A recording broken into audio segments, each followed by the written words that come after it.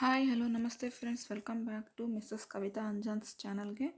ನಾನಿವತ್ತು ತೋರಿಸ್ತಾ ಇರ್ತಕ್ಕಂಥ ರೆಸಿಪಿ ಬಂದುಬಿಟ್ಟು ಸಿಂಪಲ್ಲಾಗೂ ಹಾಗೂ ಟೇಸ್ಟಿಯಾಗಿರ್ತಕ್ಕಂಥ ಚಿಕನ್ ಗ್ರೇವಿ ರೆಸಿಪಿ ತೋರಿಸ್ತಾ ಇದ್ದೀನಿ.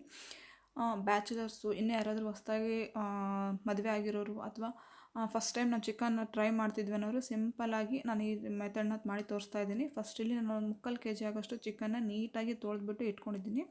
ಇದಕ್ಕೆ ಇವಾಗ ನಾನು ರುಚಿಗೆ ತಕ್ಕಷ್ಟು ಉಪ್ಪು, ಒಂದು ಅರ್ಧ ಟೇಬಲ್ ಸ್ಪೂನ್ ಆಗೋಷ್ಟು ಅರಿಶಿನ ಪುಡಿ, ಹಾಗೆ ಒಂದು 3 4 ಟೇಬಲ್ ಸ್ಪೂನ್ ಆಗೋಷ್ಟು ಮೊಸರು ಹಾಕ್ಕೊತಾ ಇದ್ದೀನಿ.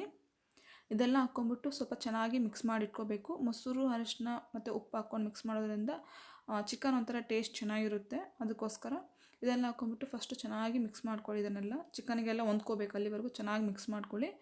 ಮಿಕ್ಸ್ ಮಾಡ್ಕೊಂಡಿದ್ದಾದಮೇಲೆ ಇದನ್ನೊಂದು ಅರ್ಧ ಮುಕ್ಕಾಲು ಗಂಟೆ ಚೆನ್ನಾಗಿ ನೆನೆಯೋದಕ್ಕೆ ಬಿಟ್ಬಿಡಿ. ಇದು ನೆಂದಿದ್ದಾದಮೇಲೆ ನಾನಿಲ್ಲಿ ನೆಕ್ಸ್ಟ್ ಪ್ರಾಸೆಸ್ ಸ್ಟಾರ್ಟ್ ಮಾಡ್ತಾಯಿದ್ದೀನಿ. ಇಲ್ಲೊಂದು ಕಡಾಯಿ ಇಟ್ಕೊಂಡ್ಬಿಟ್ಟು ಇದಕ್ಕೆ ಒಂದು 7 8 ಟೇಬಲ್ ಸ್ಪೂನ್ ಅಷ್ಟು ಎಣ್ಣೆ ಹಾಕ್ಕೊತಾ ಇದ್ದೀನಿ. ಚಿಕನ್ಗೆ ಸ್ವಲ್ಪ ಎಣ್ಣೆ ಜಾಸ್ತಿ ಇತ್ತಂದರೆ ಟೇಸ್ಟ್ ಚೆನ್ನಾಗಿರುತ್ತೆ. ಅದಕ್ಕೋಸ್ಕರ ಎಣ್ಣೆ ಚೆನ್ನಾಗಿ ಬಿಸಿಯಾಗಿದ್ದಾದಮೇಲೆ ಒಂದು ಅರ್ಧ, ಈ ದೊಡ್ಡ ಸೈಜಲ್ಲಿ ಅರ್ಧ ಈರುಳ್ಳಿನ ಚಿಕ್ಕ ಚಿಕ್ಕದಾಗಿ ಕಟ್ ಮಾಡಿಕೊಂಡು ಅದನ್ನು ಹಾಕ್ಕೊಂಬಿಟ್ಟು 1-2 ಹಸಿಮೆಣ್ಸಿನ್ಕಾಯಿ ಹಾಕ್ಕೊಂಡು ಚೆನ್ನಾಗಿ ಈರುಳ್ಳಿ ಎಲ್ಲ ಹಸಿ ಸ್ಮೆಲ್ ಹೋಗ್ಬಿಟ್ಟು ಚೆನ್ನಾಗಿ ಫ್ರೈ ಆಗಬೇಕು. ಅಲ್ಲಿವರೆಗೂ ಚೆನ್ನಾಗಿ ಮಿಕ್ಸ್ ಮಾಡ್ಕೊಳ್ಳಿ. ನೋಡಿ, ಇದೆಲ್ಲ ಚೆನ್ನಾಗಿ ಫ್ರೈ ಆಗಿದೆ. ಇದಕ್ಕೆ ನಾನಿವಾಗ ಶುಂಠಿ, ಬೆಳ್ಳುಳ್ಳಿ ಮತ್ತು ಕೊತ್ತಂಬರಿ ಹಾಕ್ಬಿಟ್ಟು ಮಿಕ್ಸಿ ಮಾಡ್ಕೊಂಡಿದ್ದೀನಿ. ಇದು ಒಂದು 2 ಟೇಬಲ್ ಸ್ಪೂನ್ ಆಗೋಷ್ಟಿದೆ. ಇದನ್ನು ಹಾಕ್ಕೊತಾ ಇದ್ದೀನಿ. ಇದನ್ನು ಅಷ್ಟೇ, ಇದರಲ್ಲಿರ್ತಕ್ಕಂಥ ಹಸಿ ಸ್ಮೆಲ್ ಹೋಗ್ಬಿಟ್ಟು ಫುಲ್ ಕಲರ್ ಚೇಂಜ್ ಆಗಬೇಕು, ಅಲ್ಲಿವರೆಗೂ ಚೆನ್ನಾಗಿ ಮಿಕ್ಸ್ ಮಾಡ್ಕೊಳ್ಳಿ. ಇದು ಹಸಿ ಸ್ಮೆಲ್ ಹೋಗ್ದ್ರೇ ಟೇಸ್ಟು ತುಂಬ ಚೆನ್ನಾಗಿ ಬರುತ್ತೆ ಚಿಕನ್ಗೆ. ಅದಕ್ಕೋಸ್ಕರ ನೋಡಿ, ಇಲ್ಲಿ ಮಸಾಲೆ ಎಲ್ಲ ಫುಲ್ ಚೆನ್ನಾಗಿ ಫ್ರೈ ಆಗಿ ಕಲರು ಫುಲ್ ಚೇಂಜ್ ಆಗಿದೆ. ಗ್ರೀನ್ ಇರೋದು ಲೈಟ್ ಗ್ರೀನ್ ಥರ ಆಗಿದೆ, ಕಲರ್ ಚೇಂಜ್ ಆಗಿದೆ. ಇವಾಗ ಇದಕ್ಕೆ ನಾವೇನು ನೆನೆಸಿಟ್ಟಿರ್ತಕ್ಕಂಥ ಚಿಕನ್ ಇರುತ್ತಲ್ವ, ಅರಿಶಿನ, ಉಪ್ಪು ಮತ್ತು ಮೊಸರು ಹಾಕ್ಬಿಟ್ಟು ನೆನೆಸಿಟ್ಕೊಂಡಿದ್ದೀವಲ್ಲ, ಆ ಚಿಕನ್ ಹಾಕ್ಕೊಂಬಿಟ್ಟು ಮಸಾಲೆ ಎಲ್ಲ ಚೆನ್ನಾಗಿ ಚಿಕನ್ಗೆ ಹೊಂದ್ಕೋಬೇಕು, ಅಲ್ಲಿವರೆಗೂ ಚೆನ್ನಾಗಿ ಮಿಕ್ಸ್ ಮಾಡ್ಕೊಳ್ಳಿ. ಟೇಸ್ಟ್ ಅಂತೂ ತುಂಬ ಚೆನ್ನಾಗಿರುತ್ತೆ. ನೋಡಿ, ಸಿಂಪಲ್ಲಾಗಿ ಮಾಡ್ಕೋಬೋದು. ಫಸ್ಟ್ ಟೈಮ್ ಯಾರಾದರೂ ಚಿಕನ್ ಟ್ರೈ ಮಾಡ್ತಿರೋರು ಈ ಖಂಡಿತವಾಗಿ ರೆಸಿಪಿನ ಟ್ರೈ ಮಾಡಿ. ತುಂಬ ಅಂದರೆ ತುಂಬ ಚೆನ್ನಾಗಿರುತ್ತೆ. ನೋಡಿ, ಇದು ಚೆನ್ನಾಗಿ ಮಿಕ್ಸ್ ಆಗಿ ಮಾಡಿದ್ದಾದಮೇಲೆ ಮುಚ್ಚಳ ಮುಚ್ಚಿಬಿಟ್ಟು ಇದು ಚೆನ್ನಾಗಿ ಚಿಕನ್ ಎಲ್ಲ ಫುಲ್ ಸಾಫ್ಟ್ ಆಗಬೇಕು, ಅಲ್ಲಿವರೆಗೂ ಚೆನ್ನಾಗಿ ಕುದಿಸ್ಕೊಳ್ಳಿ. ನಾವು ಮತ್ತು ಮಸಾಲೆ ಎಲ್ಲ ಹಾಕಿದ್ದಾದಮೇಲೆ ಚಿಕನ್ ಚೆನ್ನಾಗಿ ಕುದಿಯೋದಿಲ್ಲ. ಅದಕ್ಕೋಸ್ಕರ ನೋಡಿ, ಚಿಕನ್ ನೀರು ಬಿಟ್ಕೊತಾ ಇದೆ. ಈ ನೀರು ಬಿಟ್ಕೊಂಡಿದ್ದ ಅಲ್ಲೇ ನೀವು ಚೆನ್ನಾಗಿ ಚಿಕನ್ನ ಕುದಿಸ್ಕೋಬೇಕು. ನೋಡಿ, ಇವಾಗ ಇನ್ನೂ ಸ್ವಲ್ಪ ನೀರಿದೆ. ಇದನ್ನ ಇನ್ನೊಂದು ಸ್ವಲ್ಪ ಮುಚ್ಚಳ ಮುಚ್ಚಿಬಿಟ್ಟು ಚೆನ್ನಾಗಿ ಕುದಿಸ್ಕೊತಾ ಇದ್ದೀನಿ. ನೀರೆಲ್ಲ ಫುಲ್ ಇಂಗಬೇಕು, ಅಲ್ಲಿವರೆಗೂ ಚೆನ್ನಾಗಿ ಕುದಿಸ್ಕೊಳ್ಳಿ. ಅಷ್ಟರೊಳಗೆ ನಾವಿಲ್ಲಿ ಒಂದು ಮಸಾಲೆ ರೆಡಿ ಮಾಡ್ಕೊಳ್ಳೋಣ. ಮಸಾಲೆಗೆ ನಾನಿಲ್ಲಿ 2 ಹಣ್ಣಾಗಿರ್ತಕ್ಕಂಥ ಟೊಮೊಟೊ ತೊಗೊಂಡಿದ್ದೀನಿ.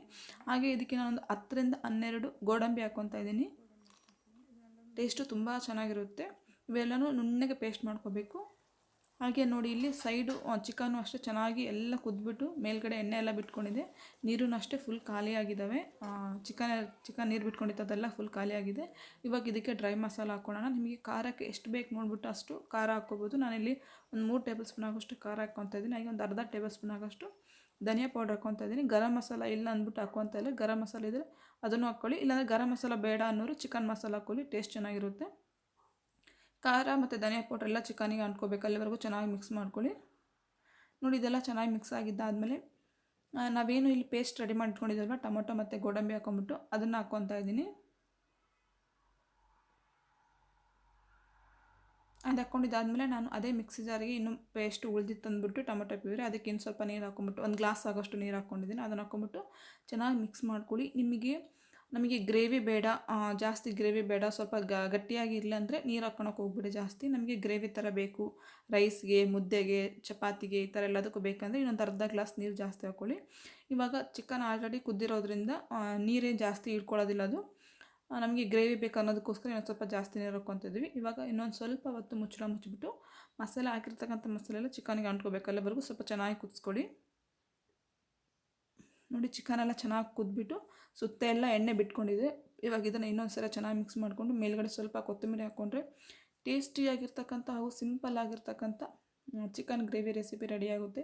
ಈ ಚಳಿಗಾಲಕ್ಕಂತೂ ಟೇಸ್ಟ್ ಅಂತೂ ತುಂಬ ಚೆನ್ನಾಗಿರುತ್ತೆ. ನೀವು ಇದಕ್ಕೆ ಏನು ಕಾಂಬಿನೇಷನಾಗಿ ಏನಾದರೂ ಮಾಡ್ಕೊಳ್ಳಿ, ಮುದ್ದೆ, ಪಲಾವ್, ವೈಟ್ ರೈಸ್, ಜೋಳದ ರೊಟ್ಟಿ, ಚಪಾತಿ ಯಾವುದಕ್ಕಾದರೂ ಈ ಟೇಸ್ಟು ತುಂಬ ಚೆನ್ನಾಗಿರುತ್ತೆ. ನೀವೇನಾದರೂ ಈ ರೆಸಿಪಿನ ಮನೇಲಿ ಟ್ರೈ ಮಾಡಿದರೆ ನಿಮ್ಮ ಅಭಿಪ್ರಾಯನ ಕಮೆಂಟ್ ಮಾಡೋದು ಮಾತ್ರ ಮರಿಬೇಡಿ.